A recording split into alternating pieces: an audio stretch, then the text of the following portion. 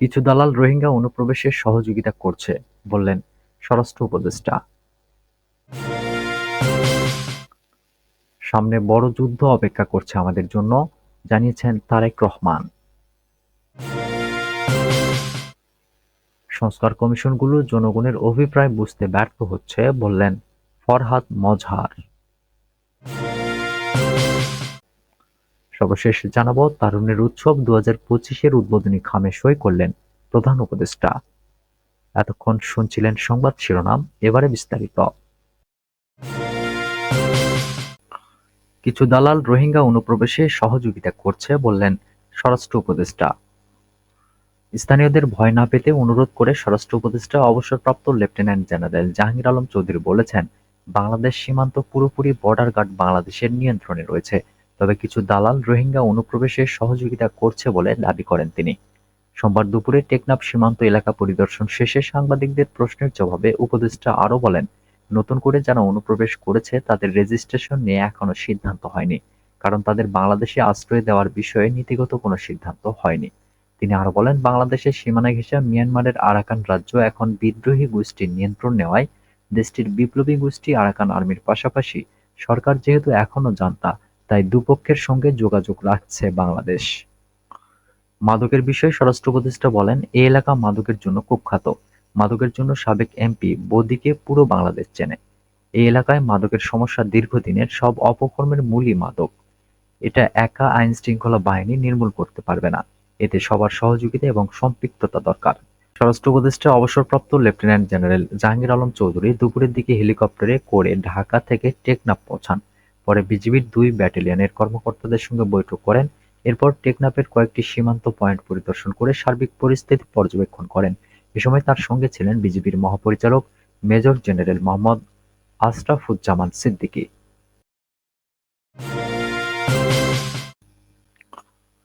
সামনে বড় যুদ্ধ অপেক্ষা করছে আমাদের জন্য, বলেছেন তারেক রহমান। বিএনপির ভারপ্রাপ্ত চেয়ারম্যান তারেক রহমান বলেছেন, স্বৈরাচার শেখ হাসিনা পালিয়ে যাওয়ার আগেও ২,০০০ মানুষকে হত্যা করেছে আর ৩০,০০০ মানুষকে রক্তাক্ত করেছে। তিনি বলেন, বাংলাদেশ আজ স্বৈরাচার মুক্ত। এখন সামনে বড় একটি যুদ্ধ অপেক্ষা করছে আমাদের জন্য। রাজনৈতিক দলগুলো দীর্ঘদিন ধরে যে আন্দোলন সংগ্রাম করে আসছে সেগুলো বাস্তবায়নের সময় এসেছে। মানুষের বিভিন্ন রকম সমস্যা রয়েছে, এই সমস্যা নিরসনের জন্য প্রয়োজন নির্বাচিত সরকার। এজন্য নির্বাচনের মধ্য দিয়ে সরকার গঠন করতে হবে। সোমবার বিকেলে নীলফামারী সদর উপজেলার দুবাছড়ি দাখিল মাদ্রাসা মাঠে সুধী সমাবেশে ভার্চুয়ালি যুক্ত থেকে প্রধান অতিথির বক্তব্যে তিনি একথা বলেন। তারেক রহমান বলেন, সাম্যের বাংলাদেশ গড়তে বিএনপি ৩১ দফা ঘোষণা করেছে। সামনের দিনগুলো হচ্ছে দিন গড়ার। এই দেশকে গড়তে হলে দলমত নির্বিশেষে ঐক্যবদ্ধ হতে হবে। বিএনপির ভারপ্রাপ্ত চেয়ারম্যান বলেন, দেশের জন্য আমরা দল থেকে কি করব, দলীয়ভাবে কি পদক্ষেপ নিতে পারি, এসব আমাদের পরিকল্পনার মধ্যে আছে। পরবর্তী নির্বাচনের আগে জনগণকে দেখাতে হবে আপনি কি কি করতে পেরেছেন। সবটা হয়তো আমরা পারব না, তবে যতটুকু করব তা জনগণের কাছে তুলে ধরব। তখন জনগণ এর বিচার করবে। তিনি বলেন, আগামীর ভোটই শুধু ভোট না, শক্তিশালী গণতন্ত্র গড়ে তুলতে বাংলাদেশকে এখনো অনেক দূর এগোতে হবে।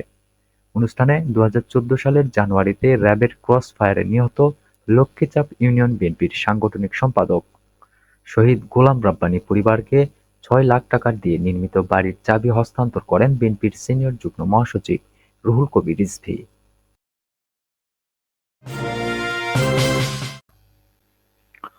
সংস্কার কমিশনগুলো জনগণের অভিপ্রায় বুঝতে ব্যর্থ হচ্ছে, বলেছেন ফরহাদ মজহার। কবি, গবেষক ও দার্শনিক ফরহাদ মজহার বলেছেন, জনগণই সকল ক্ষমতার অধিকারী, তাই জনগণের সম্মতি ছাড়া কেউ নিজেকে শাসক হিসেবে দাবি করতে পারে না। জনগণের অনুমতি ছাড়া কোনো আইন পাস হতে পারে না, এটাকেই বলে জনগণের ক্ষমতা ও গণসার্বভৌমত্ব। যে কোনো বিষয়ে জনগণ যদি নিজেদের মধ্যে আলোচনা করে সিদ্ধান্তে আসতে পারে, সেটাই আমাদের সমাজের জন্য কল্যাণকর হবে। তিনি বলেন, স্বৈরশাসক ডিজিটাল সিকিউরিটি আইন পাস করেছে, সংবিধান বদলে দিয়েছে, সবকিছু বদলে দিয়ে তিনি নিজের নামে রাষ্ট্রের নামকরণ করেছে। এটা কি তিনি করতে পারেন? উত্তর হচ্ছে না। যদি গণসার্বভৌমত্ব থাকে তাহলে এটা তিনি করতে পারেন না। জনগণের পরামর্শে কাজ করতে হবে, এটা যেই সরকার করবে না সেই সরকারের ভাগ্য স্বৈরশাসকের মতো হবে। আর জনগণ যখন এ বিষয়ে সোচ্চার থাকে তখনই কথা বলে, সমাধান করতে চায়। তার ব্যত্যয় ঘটলে জনগণ গণ অভ্যুত্থান ঘটায়। সোমবার কুমিল্লার চৌদ্দগ্রামে বিলকিস আলম পাঠাগারের উদ্যোগে আয়োজিত গণ-অভ্যুত্থান পরবর্তী সমাজ গঠন ও বই পড়ার প্রয়োজনীয়তা শীর্ষক আলোচনা সভায় প্রধান আলোচক হিসেবে এসব কথা বলেন ফরহাদ মজহার।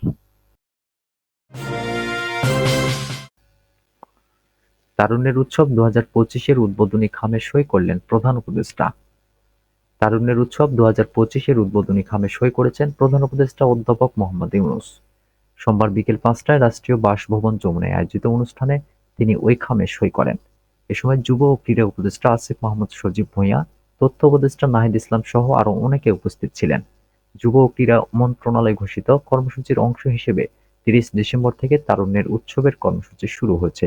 এ কর্মসূচি আগামী বছরের ১৯ ফেব্রুয়ারি পর্যন্ত চলবে।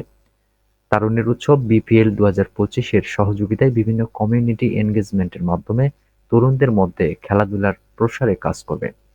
এর মধ্যে থাকবে তরুণদের জন্য স্থানীয় ক্রীড়া টুর্নামেন্ট এবং কমিউনিটি ক্রিকেট ক্লিনিক, যা তাদের অংশগ্রহণ ও দক্ষতা বাড়াতে সহায়ক হবে। বিভিন্ন ফ্যান জোনে ঐতিহ্যবাহী খাবারের স্টল থাকবে। এর মাধ্যমে আঞ্চলিক রান্নার পরিচিতি ও স্থানীয় ব্যবসার প্রচার করা হবে, যা দেশীয় সাংস্কৃতিক ঐতিহ্যকে তুলে ধরবে। তরুণদের মধ্যে খেলাধুলার প্রসারে কাজ করবে। ফ্যান জোনগুলোতে দেশি শিল্পীদের সৃষ্টিশীলতা প্রদর্শনের জন্য শিল্প প্রদর্শনীর আয়োজন করা হবে। এটি অনেক শিল্পীকে স্থানীয় জনগোষ্ঠীর সঙ্গে যুক্ত হওয়ার সুযোগ করে দেবে।